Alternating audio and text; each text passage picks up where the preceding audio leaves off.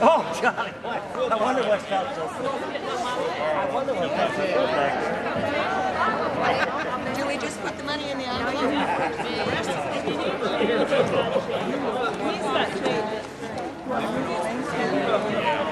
I'm going to collect the envelope.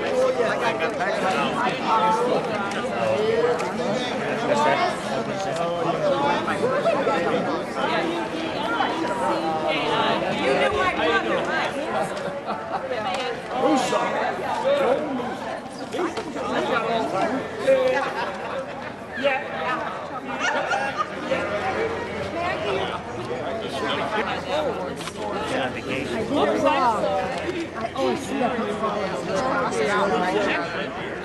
Yeah, he remembers you.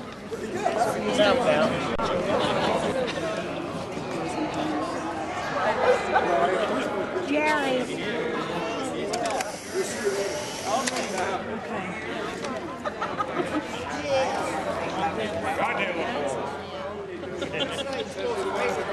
Dave, you're not going to be in any of these.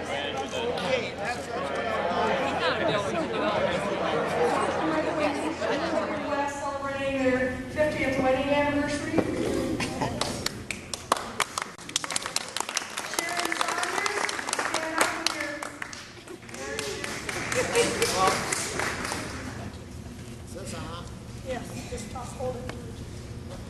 I'm Judd,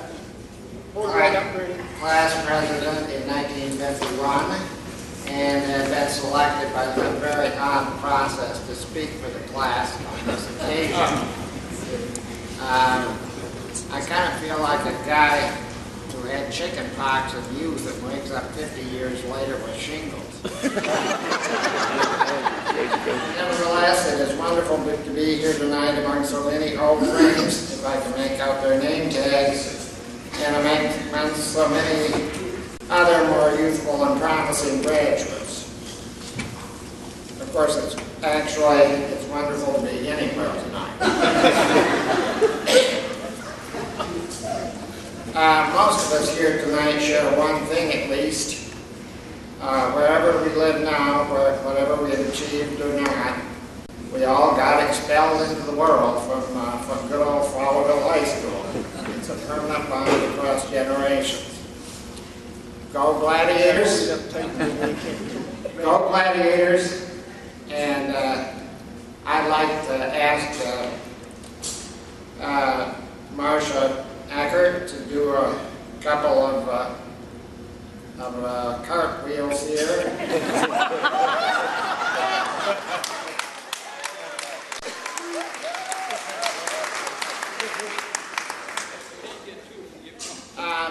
Marcia, it's tough to speak for a class, but on one thing I'm sure we're all unanimous. You did a really fabulous job putting together a 50-year reunion booklet. Yes. I can't imagine the hours and effort you put into that. I'm sure that we all appreciate it. A big hand for Marcia.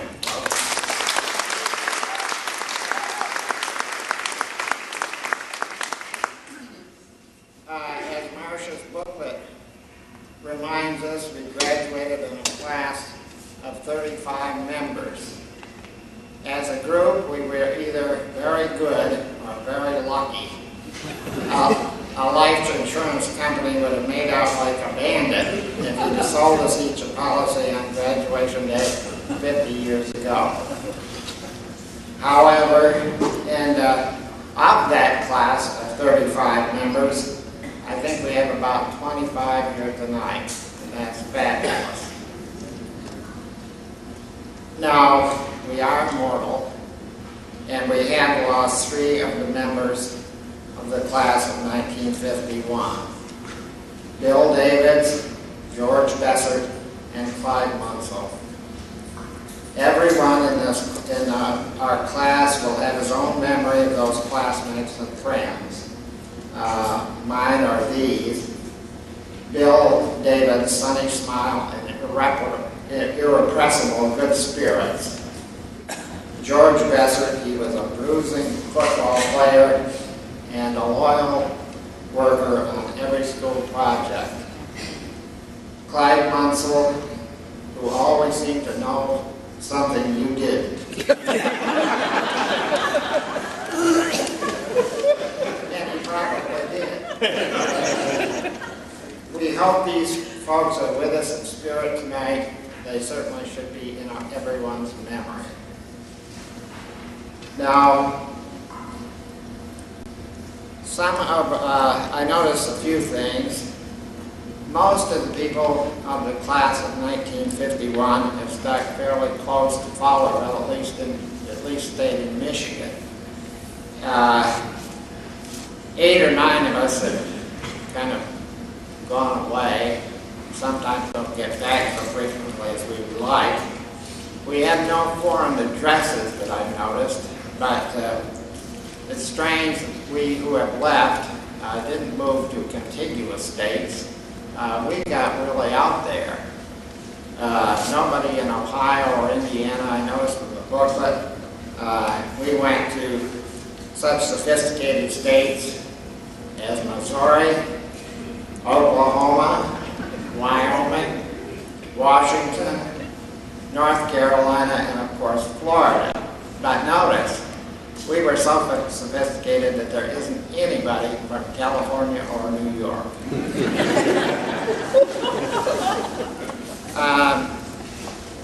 A number of you may not have had a chance to look through the reunion booklet so carefully as I have done, that Marcia compiled.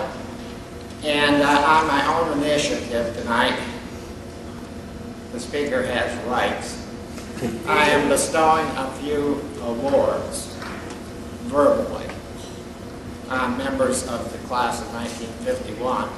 Other people have seen some other peculiarities or interesting things, but alas, my first award goes to a lady who is not here tonight, at least as I saw, and that is Marion Joyce Russell for the Earth Mother Award.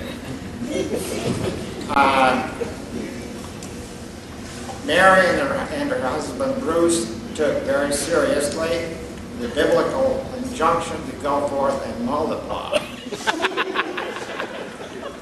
And their children did too. 8 children, 23 grandchildren. Now that's a lot.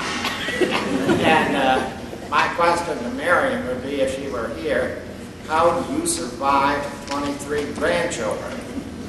And I'm wondering if living in Florida 8 months a year and traveling a lot has something to do with it. Now, Doris Rudnicki and Gordon Masterson apparently, Doris's husband, apparently took a bite out of the same apple. They have 7 children and 11 grandchildren. And Doris, you come in a strong, very strong second for Earth Mother. Now, I'm always amused by nicknames. This is the Recovered Identity Award, and it goes to Albert Stock. I attended school and played sports with Albert for 4 years, and I always knew him as Mike. And I've thought about him as Mike ever since. Names are funny, but how Albert got morphed into Mike, I cannot appreciate. I don't understand. And I'd like sometime for Mike to give me, or Albert rather, to give me an explanation of that. What was wrong with Al? At least in those days. of course, these things are strange, and I still have no idea how my brother Dennis became Lou to everybody in the universe except immediate family. Now, I have awarded the Grand Adventurers Award to who other than Joan Malzoff, Miller Jones of Cheyenne, Wyoming. As members of the class who have received her annual Christmas letter or read her brief bio in the reunion booklet will recognize Joan has lived everywhere and done everything. She is a big game hunter, pilot, balloonist, among other things. And her latest goal, friends, is a tandem parachute jump this fall. Joan, if you haven't found a partner yet, now's the time to do some serious recruiting. We're all revisiting our youth. And if you get no takers, maybe I could suggest a couple of names. Now, I decided to award a Mr. Enigma to Rusty Elliott. I hope some of you have looked through your 50th reunion booklet, but if you haven't, I want to make a quotation here. Of his entire life history after Fowlerville High School, Rusty says in our reunion booklet, and I quote, "Bernie knows anything that needs to be known." Period. Now, that's an interesting thing. But I think it'd make a great opening sentence in a mystery novel. What did Bernie know, and when did he know it? And after all the obligatory twists and turns of the plot, will Bernie's testimony exonerate Rusty or get him hanged? I'd have to think about that a little. Though I'm inclined toward a happy ending, he probably didn't do it.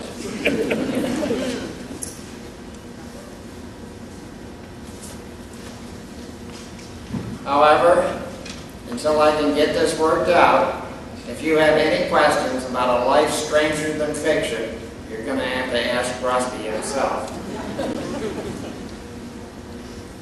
The least expected Hermit Award goes to Shirley Shermer Simkus.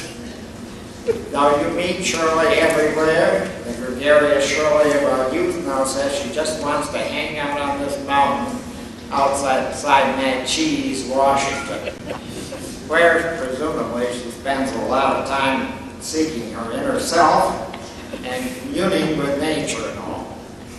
Hoo-ha!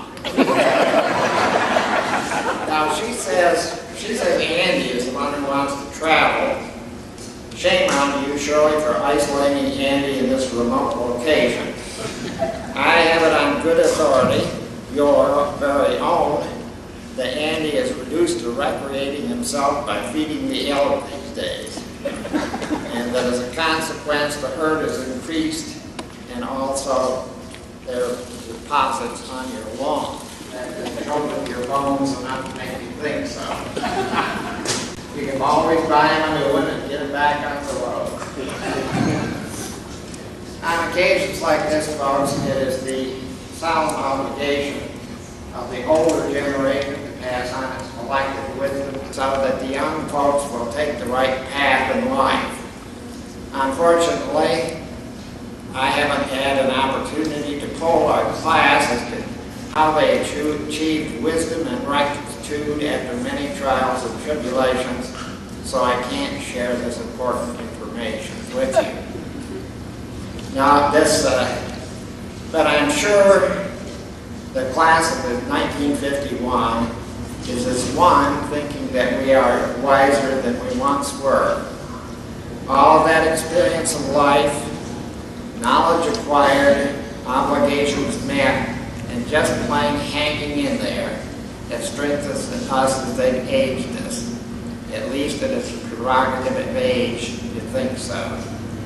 Cling to that convictions, fellow classmates. No matter you have trouble finding the car keys in your pocket, you forget to take the medicines that sustain you, your vision and hearing are going along with your teeth, and the kids are only wondering whether mom or dad has gone around the bend for good this time. Damn it, we're senior citizens now. We've seen a lot, therefore we're wise, so shut up. Just don't press the point too hard with your doctor or caregiver, or you might be committed.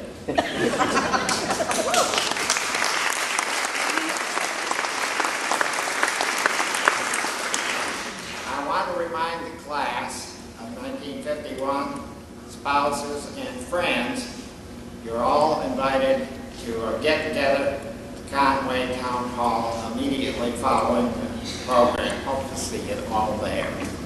Thank you.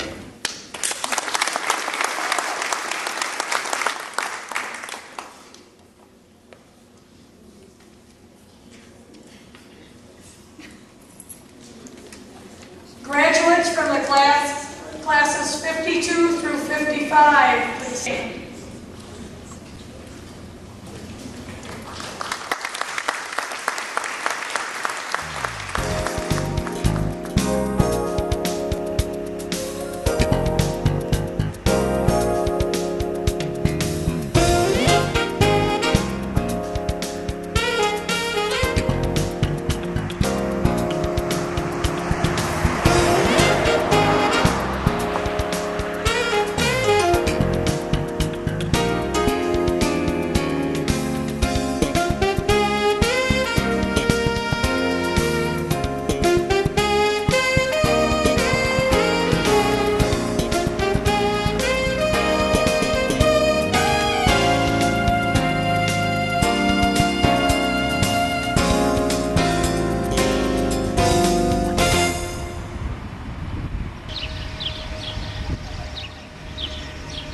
And Bernie, would you believe that this is John Munn Middle School? Mr. Munn got a school named after him. What do you know?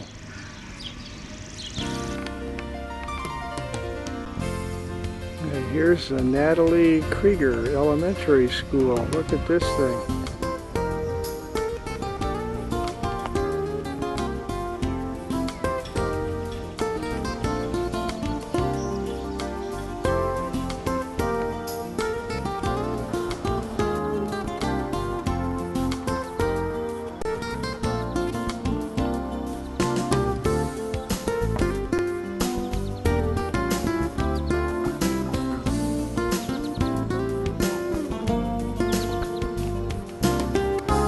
This is the new high school.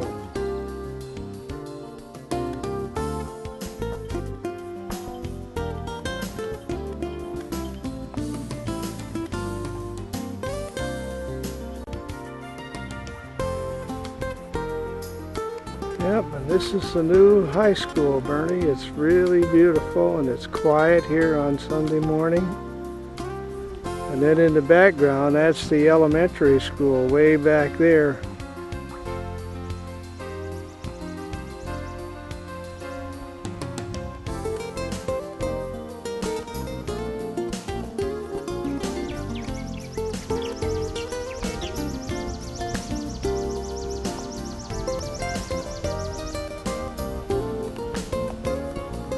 Boy, these kids really have it beautiful today.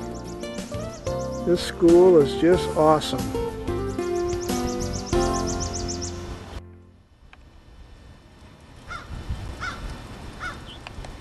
And here we are on the south side of the building.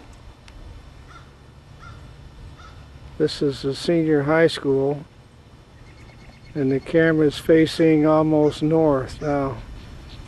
Remember when we were in school, I think they had 2 school buses. Look at that.